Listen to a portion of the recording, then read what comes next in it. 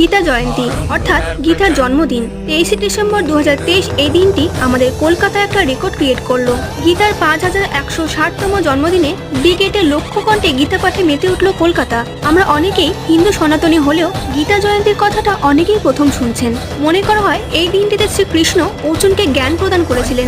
ভগবান শ্রীকৃষ্ণের অতি পবিত্র ও দৈববাণী যা সহস্র মানুষের জীবনকে সঠিক পথে সঞ্চালন করে এবং অনন্তকাল থেকে মানুষের কল্যাণ হেতু উচিত শ্রীমদ্ ভগবদ গীতা সুখের রহস্যময় ভাণ্ডার, যা সমগ্র পৃথিবীতে চর্চিত।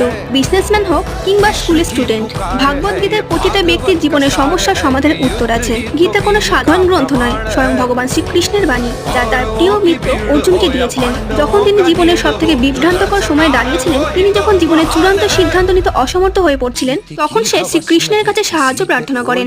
যুদ্ধের শুরুর আগে অর্জুন ও কৃষ্ণের মধ্যে যে কথোপকথনটি হয় তা অর্জুনের প্রতি শ্রীকৃষ্ণের উপদেশ, বার্তা এবং শিক্ষা।